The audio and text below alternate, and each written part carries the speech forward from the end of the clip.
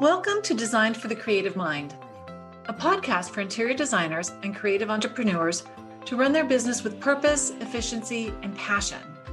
Because while every design is different, the process should remain the same. Prepare yourself for some good conversations with amazing guests, a dash of Jesus and a touch of the woo-woo, and probably a swear word or two.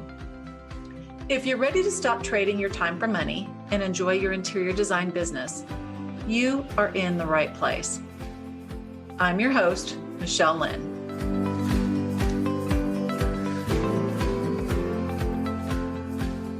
Hello, everybody. Welcome back to the podcast.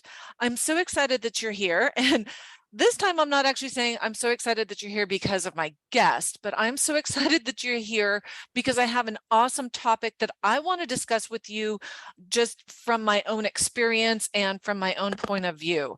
And it has to do with structuring your business to navigate in any economy. Okay, the past couple of months, as I've been talking to interior designers, when I went to the IDS, the Interior Design Society National Conference, I was a speaker there. I just got back from the Design Influencers Conference. And of course, I'm talking to y'all through my free Facebook group, which is amazing. If you're not on there, check out the Interior Designers Business Launchpad. A month or two ago, we had a Rolling in the Dough workshop.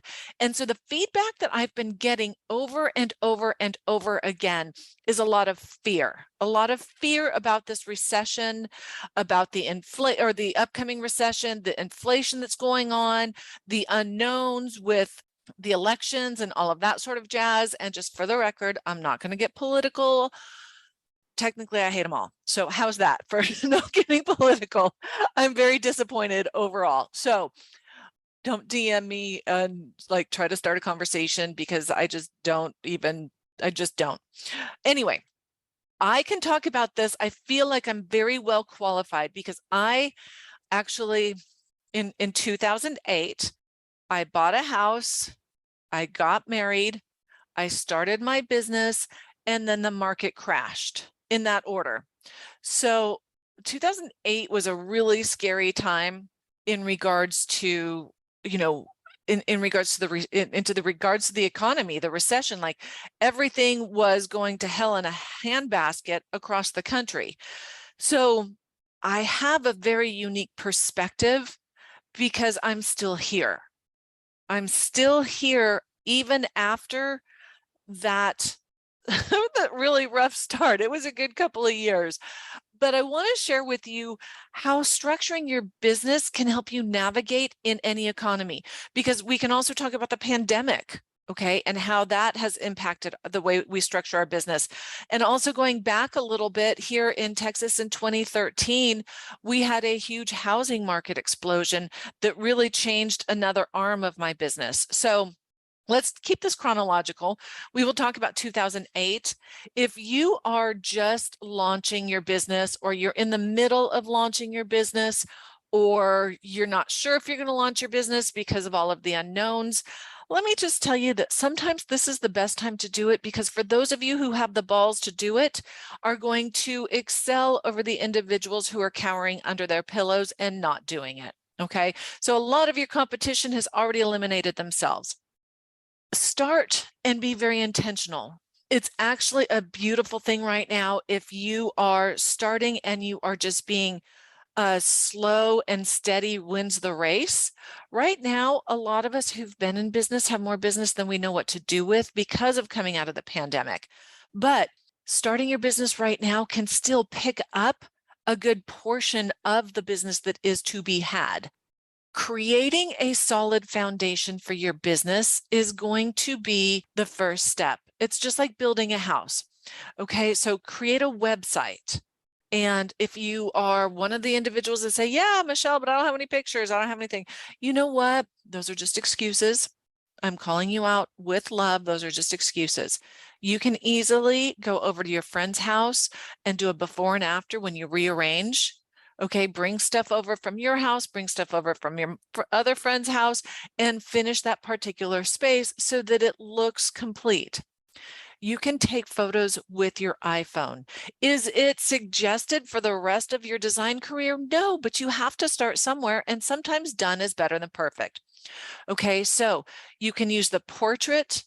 And I'm on iPhone. I know Android has a really badass camera as well, but you can put it in portrait and you can take some beautiful vignettes. You can stand back and take photos with natural lighting, and then you can still edit it in your photo section. You can adjust the lighting. Heck, I think you can even take pictures with filters from Instagram, and then you don't have to post them to Instagram. You can save them on your phone. Okay, so you have the ability to create some basic images. You do not have to have 19 portfolios. Okay, I've been in business for a while. We redid my website a year or so ago, and I just discovered that they only put 4 portfolios on my website. So it hasn't slowed business down, but it did piss me off. That's a whole different conversation. But you can just start with a handful of images, and then you can recycle these images onto social media. When I started my business, social media was not much of a thing. So you actually have a leg up during this economic confusion compared to back in the day when I started my business. So you just need to get some images out there. Again, done is better than perfect. Your website, there's so many websites that you can build on your own that are for very nominal levels of investment. I started mine on GoDaddy. I just thought it's out there. We've got to start somewhere. It goes back to, and for those of you who've been in my circle for a while, I joke about my daughter. And if you're a mom, you understand this. You know what? So she's laying there, and then she's starting to learn how to roll over. You're cheering her on when they're learning how to roll over. Okay, like that's amazing. And then she starts to crawl, and that's amazing. Okay, and then she starts to walk, and that's amazing. And then she falls, and you don't call her a dumbass. You tell her to get back up, keep going. You've got this, baby girl. Use those same encouraging tones to yourself, okay? Because that's what your website's going to look like. First, it's just going to be like, it's just going to come to life, and then it's going to roll over and have a little bit of activity, and then it's going to start to crawl, and then it's going to start to walk, and then it's going to start to run, and all the things. And there are going to be times, like right now with mine, like 20 something years in, or 14, however many years. How long have I been in business? Whatever, since 2008. And right now, I'm not kicking myself because my developer screwed it up. I'm like moving on and getting another developer, not referring that one again, because there's so many issues with it right now. So don't go look at my website or my SEO as a good example at this point. It's pretty, but it's not very functional. So you can still do the same thing with yours. GoDaddy, Wix, there's all sorts of things. There's templates that you can buy now, so you don't have to start from scratch. Okay, so just get your website started. It's going to be an ongoing process, but it's started so you have a legitimate electronic portfolio, okay? And then here's something that's imperative. In order for your website to be found, you have to do some search engine optimization. Some of the best things that you can particularly do is name all of the images that you are uploading into your website to a specific type of searchable term. It could be blue couch. Now, normally in interior design, you say blue sofa, but our general public would say blue couch. Or it could say floral vignette, yellow floral vignette, or bohemian pillow, or leather chair, or anything along that line. So you can just name those so that when you upload them, I think it's the alt text, and then wherever you can plug it in, just give it a description. We're not grading for grammar. We are just looking for those keywords that, and by keywords, I mean people are going to be searching them. Now, for the record, I do not recommend you are the web developer for your business for the rest of your life. But if you are just starting out and you're bootstrapping it, you can do this, okay? Again, done is better than perfect. Now, part of the key to having your website be alive is by making sure that you have a blog attached to your website. Why? Well, because if you don't get in and update your portfolio or your text or your bio photo or whatever for months and months and months, the Google thinks that your website is just dead. Okay. So if you can post a blog, no, let me rephrase that. So when you post a blog once a month, if you have the bandwidth as you're growing your business, do it twice a month, do it once a week, whatever you need to do. What you're doing is two things. One is you're getting Google juice for your website to be noticed from the Google, okay? And then you're also setting yourself up as the trusted authority. Now, again, I hear so many times, I can't do it, it's not perfect, or I can't do it because I don't know how. Okay, go to YouTube and figure it out. It's not rocket science. And in all reality, a lot of people don't read it, but if they read it and they get a nugget, or that they see that you're doing it, or they skim it and they understand, oh, she does know what she's doing. Okay, you don't have to be the best writer. You need to be a designer, but you need to be a designer who can actually take the time and build out your website so that you have more content. Now, don't go using stock images, but you can use an image from another designer if you credit them. I highly recommend that you ask them about it as well. Say, hey, can I use this? Maybe you have friends in the industry. If nothing else, it's lifting each other up, okay? If you feel better, then do it with somebody across the country so you don't feel like they're in competition. And then you're just going to write about what you like and what you don't like and why it works, or, what's trending now and all the things. Or you could even say, here's some images from some of my trade vendors. Okay, don't go sending them to West Elm and all the things. I did that. It's not a good idea. But here's some images that I've seen at High Point this last year, or that I've seen trending on Instagram or anything like that. We oftentimes complicate it when it should be very, very simple. Okay, so use the KISS method. Keep it simple, sweetie. Okay. The cool thing is now, compared to in 2008 when I started my business, social media is a prevalent driver to referrals to your website and all the things. You can reuse the images you have on your portfolio in social media.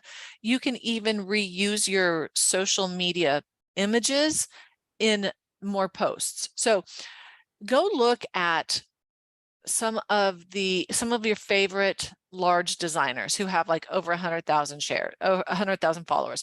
Go look and you're going to see like that might be the same bar, outdoor living bar or something like that, but it's going to be from two different angles. It's the same thing and they're just reusing it. Okay, so maybe you take an angle from the left and you take an angle from the right and put the left one on your website and put the right one on your social media, but you can also put the right one on your social media 3 times, just break it up so that it's not on the same screen. And then you can just mention something different about it in that image.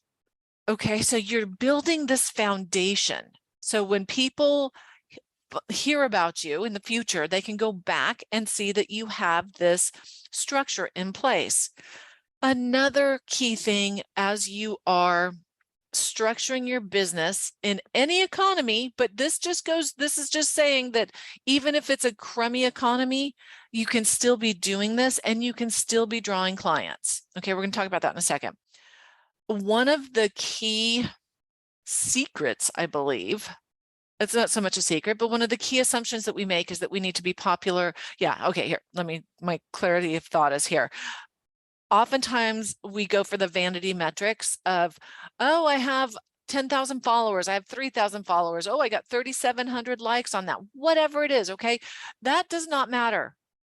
What matters is that people are getting connected with you and that you can't lose them if Facebook or Instagram or TikTok or whomever changes their algorithm. How do you do that? You capture their email address. Okay, these are contacts that you own. You own these. Facebook goes away. How do you get in touch with anybody that was like your biggest follower? You don't. But at the same time, if you can get them into your smaller nucleus and you can nurture them, send them your blogs once a month. Okay. You don't have to go create another newsletter if you don't need to. I mean, we're also inundated, but if you're giving them some sort of content that feels relevant and it feels like it's coming from you, then they're more than likely to actually open it. I just got an email today. We're talking about my interior design business success summit, which, here's a gratuitous plug, is coming up October 12th, 13th, and 14th. I'll make sure the link is in the bio, but if not, you can also just DM me on any of the platforms. But I sent out an email talking about one of the speakers, and one of the people who received it replied and said, "Oh my goodness," and she commented on her friend's name was the same as her maiden name or whatever, something like that. So it was really cool because people other than my mother actually do open this. And that has held true because when people connect with you, and we're going to talk a little bit about how you can meet people and continue to navigate in the economy, then they are interested in you. Okay. Are they going to be somebody that hires you? Maybe not right away, maybe never, but they're also going to remember you, and they could very easily refer you to somebody who will hire you. Okay. So this email list is very important. You can just create something low maintenance for them to sign up. Create something low maintenance for them to sign up so that you can capture their email address, drop them into, there's a variety of different platforms. Some of them are free, but you need an email campaign management system. And then just email them. If you publish a blog once a week, push it out to your list once a week. If you publish a blog once a month, push it out once a month. Nobody likes spam, so just make sure it has some value. Hey, y'all.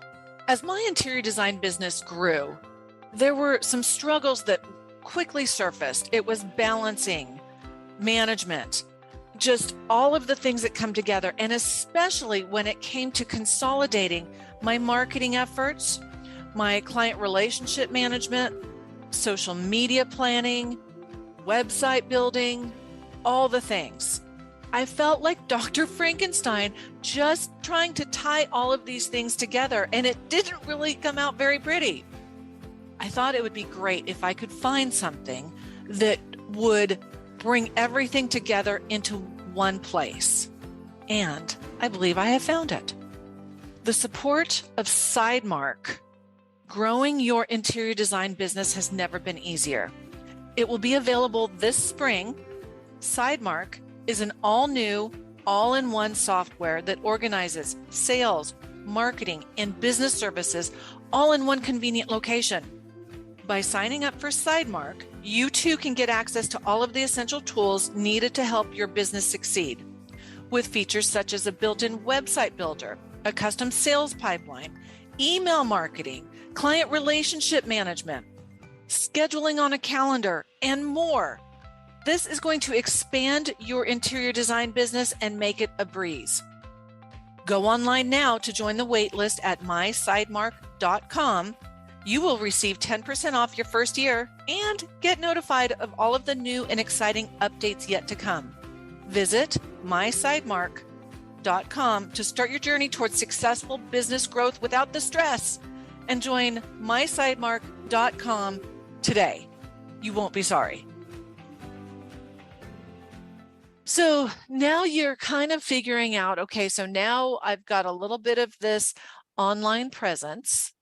I'm starting to build my email list, and y'all, your email list is going to start probably as your mom and your best girlfriend, and maybe, a sibling to begin with.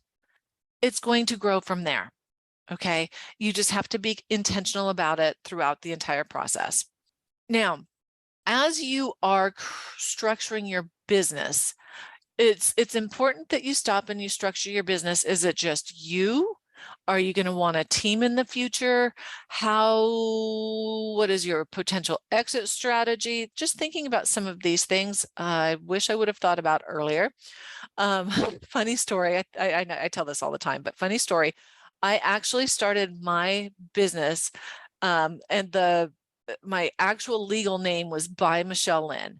And that was because I was doing home staging, organizing, and redesign by Michelle Lynne. Well, I figured, if that doesn't work, I can do dog walking, car washing, and gift baskets by Michelle Lynne. Now I think, okay, well, I don't want everything to be by Michelle Lynne because I have an amazing group. So we have rebranded and we are ML Interiors Group. Could it have been something a little bit more generic? Yes, but the rebranding thing gets tricky. So just stop and think. Maybe you want to be, I don't know, beautiful spaces, crazy faces. I'm just making that up, but you might want to come up with something that doesn't necessarily carry your name. And I know that you hear from a variety of different people, oh, it needs to have your name on it because it's your brand. I can argue that one 6 ways from Sunday. I can also argue for it 6 ways from Sunday. So I'm just giving you something to think about and see what resonates with your own self. And heck, you might already be in business, but you're just trying to figure out how to get some foothold in a new economy. So figure out who you are. So step back and figure out, okay, well, who am I? Who do I want to serve? Okay, what strengths do I bring to the table? What makes me a badass? We actually go through a lot of this in my paid program, the Interior Design Business Bakery. We really dive deep into it. But what makes you a badass? Okay, we all have something that makes us a badass. So then you're going to take that and you're going to exploit it. And then you're going to figure out, okay, well, who do I want to work with, knowing that this is my badass superpower? Who can I serve best? So once you have that footing, and this is something that a lot of us don't think about to begin with, because we're just like, oh, I'm an interior designer and I can help anybody.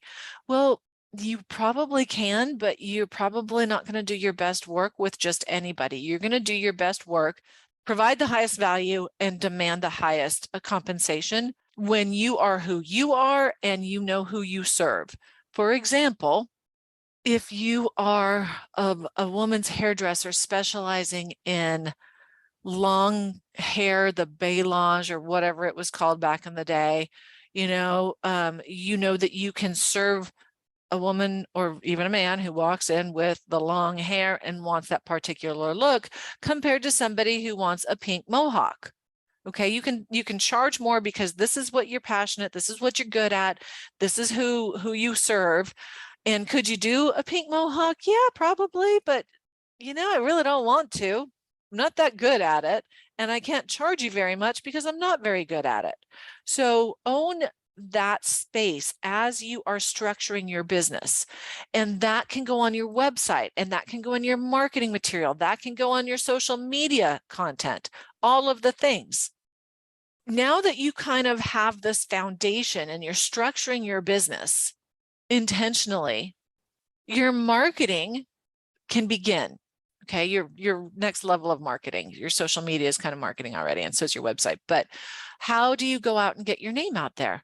Well, you can join a networking group. I honestly, that was one of the best things I did when I was first starting my business, like just barely a baby designer, and I was charging like $75 an hour. Okay, so it's not for everybody, and it's not for the long term until you find a specific and strategic networking group.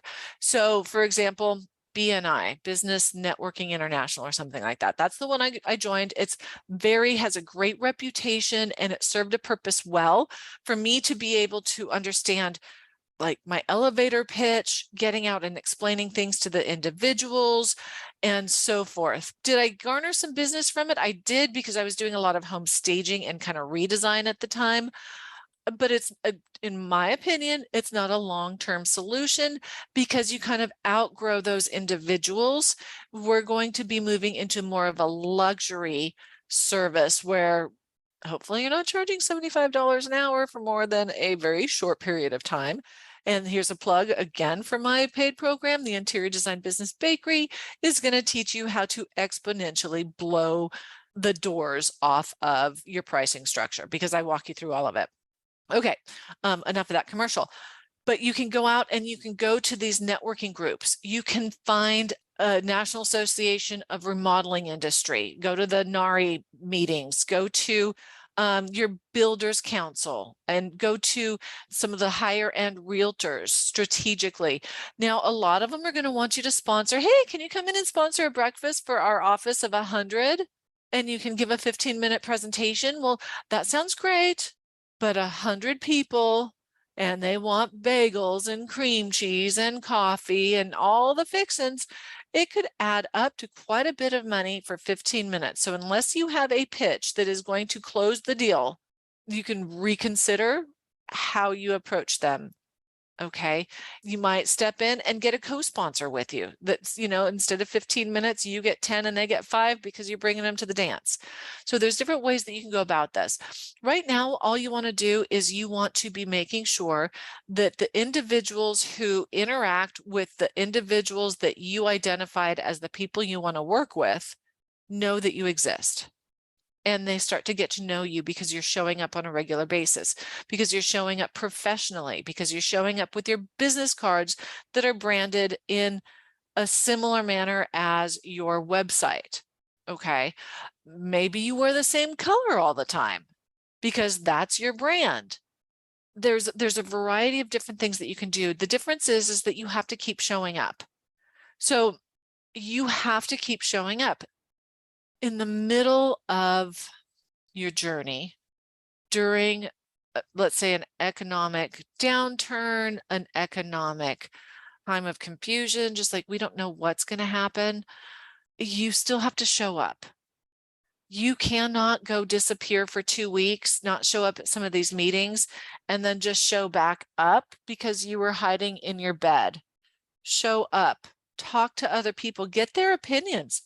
Hey, how's your business looking? Lead realtor who's selling multi-million-dollar homes, because oftentimes some of the more elite still have that disposable income. And like it or not, y'all, wherever you are in your business, you don't serve everybody. This is a luxury market. And it would be nice to be the affordable designer, but I've been there, done that. It sucks. Those clients are the hardest. We want clients who understand that this is a luxury and we provide them with a result that they could not find if they went to a DIYer. Okay, so maybe you also need to raise your standards of who you are going to serve, raise your standards of how you're going to show up. Because ultimately, the structure of your business to navigate in any economy, it starts with you. And then once you have this foundation, and once you are committed, because you have to be 110% committed to your business. It's like a marriage. You always have to be giving 100%, and then your partner or your business has to be giving you 100%. If you're not putting into it what you want to get out of it, then it's just the same as with a relationship. If you're only putting 50% of your potential into your marriage, you're not going to get 100% from your partner. You're bringing the standards of that relationship down. It's the same thing with your business. Okay, then what you're going to do is you're going to start creating repeatable processes, repeatable procedures, repeatable pricing in your business, so that it can continue to grow and thrive. But here's the best thing, is if you're not slammed with business right now, what better time is there to create a strong foundation? If you imagine building a house, okay, and the foundation is just, it's got the plumbing lines up, it's got the outline done, but there's like no concrete or anything in there, and they're trying to hammer the beams in, and they're trying to, put a chimney and all that things. There's nothing for it to hold on to. So you have to be able to take your time and create this strong foundation, create an understanding of what this is going to look like, knowing that it's going to evolve. Like, I still don't know what my business is going to completely look like after all this time, because I always have dreams and I always have aspirations, and I try something that I think is going to work great and it doesn't work for shit, but it's going to evolve. Okay, so it's not exactly like a house where you have construction blueprints and all the things, but you have to do it in order. You have to do it in order. So take some time and get intentional and figure out how to you can run your business. You can navigate it in any economy. Is it going to be as lucrative as it is in a super hot economy where, houses aren't overpriced and gas isn't $4 a tank and milk isn't $17 a gallon? I exaggerate on that, but you know what I'm saying. And it's up to you to cut through the fear, turn the TV off. Just turn the TV off. That's a whole other conversation. Turn the television off, pick it up once in a while, get the basic news, and then go out there and do your own damn thing with blinders on. Sometimes ignorance is bliss. Yeah, I stand by that. I just stop and rethink, okay, am I going to shoot myself in the foot with that comment? But no, I think sometimes ignorance is bliss. Just get out there, forge your path. Just like going back to that earlier stage when your child was learning how to roll over, how to crawl, how to walk, how to run, they'd fall. Give yourself the grace to fall. Give yourself the grace to not be, walking as quickly as you want to in your business, but knowing that you'll get there. So I say this to you with complete conviction, having come through 2008, and then in 2013, I had a very strong interior design staging. It was a good portion of staging. I had a 5,000 square foot warehouse with inventory. Okay, for staging homes, I love staging homes. That would turn into me decorating the next homes and all the things. So it was a great setup. In 2013 in Dallas, I would get a call, let's say Thursday or Friday, saying, hey, can you come out and stage this property on such and such date or whatever? And whether it was, it could have been occupied or it could have been vacant, whatever it is. I'd say, sure. So we'd book it for whatever day. Let's just say we booked it for the following week on Wednesday. Well, Tuesday, they'd put a sign in the yard saying coming soon. And then I'd get a call that Wednesday saying, hey, I don't need you to stage the house because we've already got 3 offers from my coming soon sign.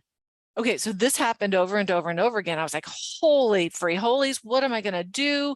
This process that I had set up where I could stage and then I could decorate their homes and do all the things, organize it, came to a screeching halt because nobody needed their home staged.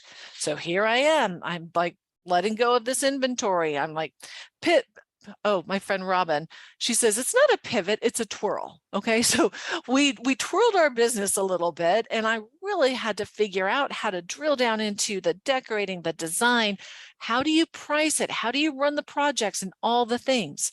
Okay. So even though once you have something with a solid foundation, it can change. It can change. And then of course, we've got this up and running and so forth. I'm not doing staging anymore. And then COVID hits.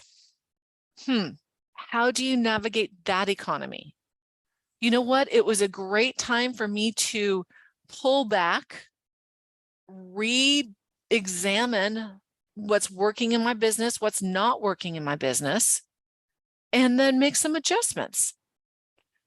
During COVID is when I created a lot of my paid program. Okay, because I had started it in 2018 when my daughter was born. I put the content together and all the things, but it wasn't working as well as I wanted it to. So during COVID, it gave me the opportunity to fall back a little bit. I was still making some money doing, projects that were already in the works. The clients wanted to see through. Of course, it was strategic, showing up at people's houses when they weren't there and sanitizing and desanitizing, all the things, but it works. Now, part of it was also because I had my blinders on, I had one direction, and that was going to be forward. So it does come down to you and your fortitude and not hiding under the covers, not coming up with excuses of why you can't, because again, when I was there, and this is not a I'm a badass, I'm a this, I'm a that. I'm just saying that I've walked this path and I know it works. I know that when I was moving forward, some of my competition was putting their head in the sand and crying. It was a shitty ass time for the whole world, right? Right? But not every moment of every day is that bad.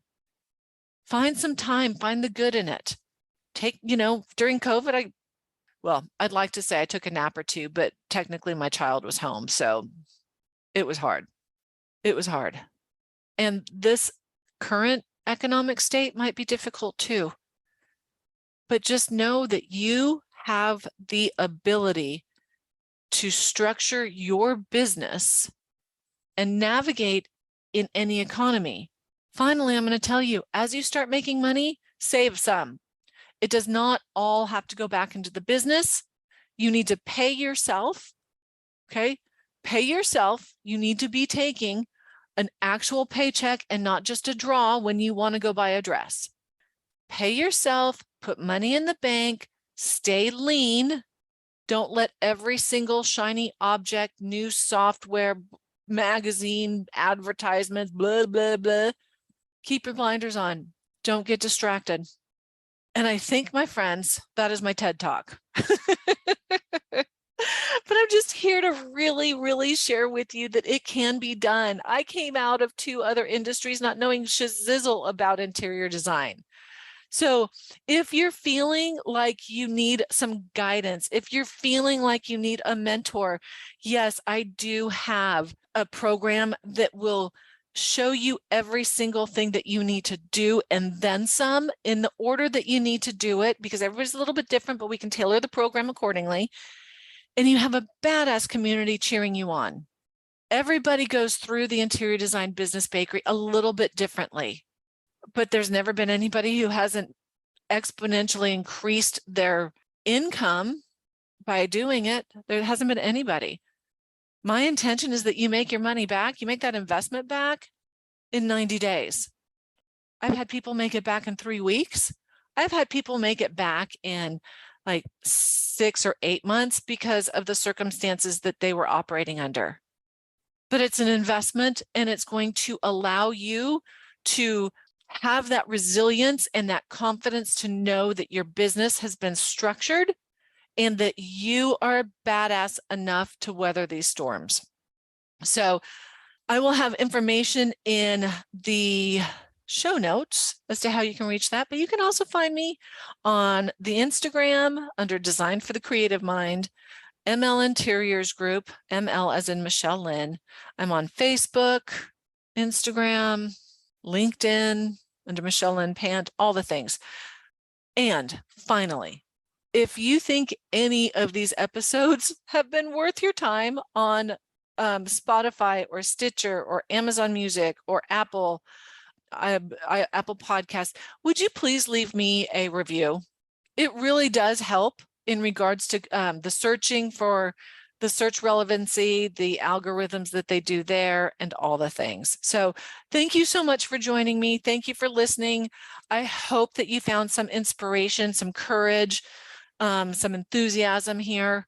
And finally, if you're not ready to sign up for a paid program, don't hesitate to join me over in my Facebook Launchpad group. It's called the Interior Designers Business Launchpad. It's a really badass group. In September 12th, we are starting our next workshop. It's called Rolling in the Dough. It's free. It's a 5-day workshop. And we teach how to qualify, quote, and close high-end clients while you're baking your profits into your project. I also have another program coming out. It's called Design from Scratch. And literally that's going to teach you some of the foundations of design, provide you with enough confidence and enough of the vernacular to really understand it. And I have the Interior Design Business Success Summit that I had referred to earlier in the podcast, which is October 12th, 13th, and 14th in Dallas, Texas. And you can get all this information on my link in bio, pretty much on Instagram, as well as Facebook. So that's enough about me. Here's to you. Go out, make it a badass day, and enjoy it. Hey, y'all. If you love the show and find it useful, I would really appreciate it if you would share with your friends and followers. And if you like what you're hearing, want to put a face with a name, and get even more business advice, then join me in my Facebook group, the Interior Designers Business Launchpad. Yeah, I know, it's Facebook. But just come on in for the training and then leave without scrolling your feed. It's fun, I promise you'll enjoy it. And finally, I hear it's good for business to get ratings on your podcasts. So please drop yours on whatever platform you use to listen to this. We're all about community over competition. So let's work on elevating our industry one designer at a time. See you next time.